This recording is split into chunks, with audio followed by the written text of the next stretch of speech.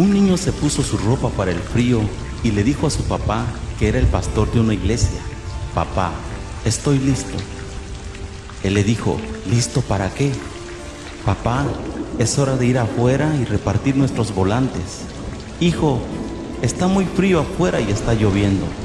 El niño sorprendido dijo: pero papá, la gente necesita saber de Dios aún en días lluviosos. El niño desesperado dijo: papá, ¿puedo ir yo solo? Por favor.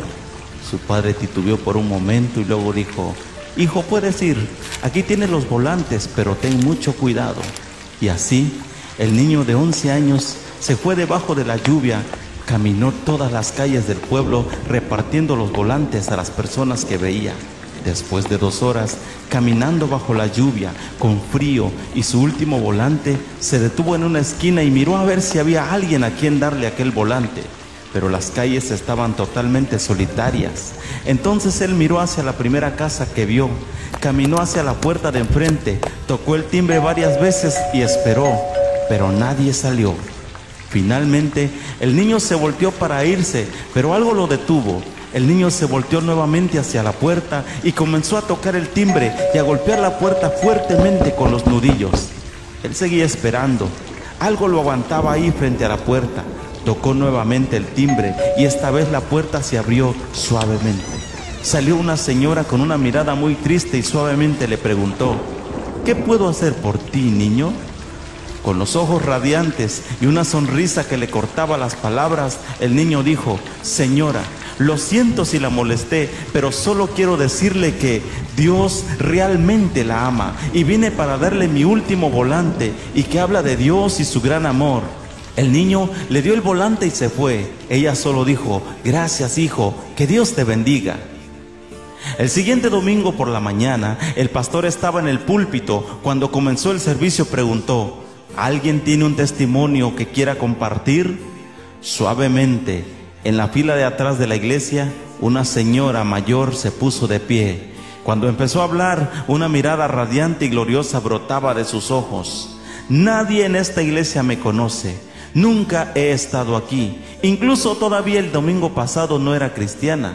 Mi esposo murió hace un tiempo atrás y me dejó totalmente sola en este mundo.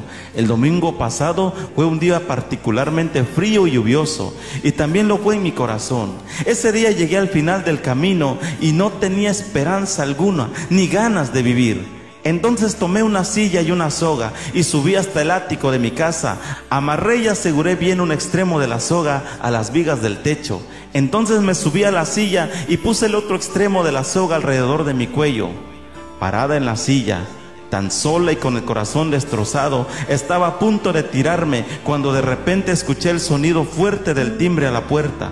Entonces pensé: esperaré un minuto y quien quiera que sea se irá. Esperé y esperé, pero el timbre de la puerta cada vez era más insistente. Luego la persona comenzó a golpear a la puerta con fuerza. Entonces me pregunté: ¿quién podrá ser?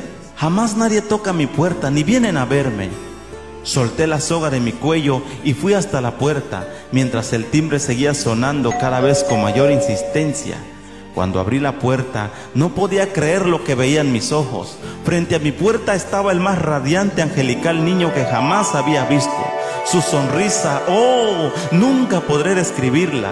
Las palabras que salieron de su boca hicieron que mi corazón muerto hace tanto tiempo volviera a la vida, cuando dijo con voz de querubín: señora, solo quiero decirle que Dios realmente le ama.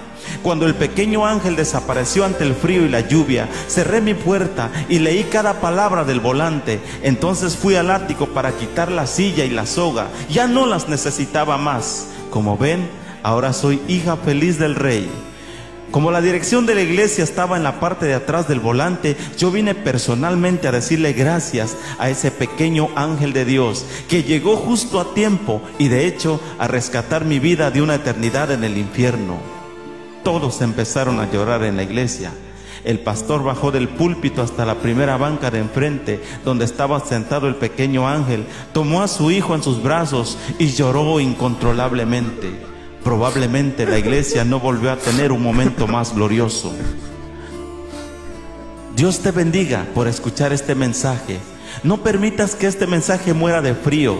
Después de ver este video, pásalo a otros. Recuerda, el mensaje de Dios puede hacer una gran diferencia en la vida de alguien cerca de ti. Dios te bendiga.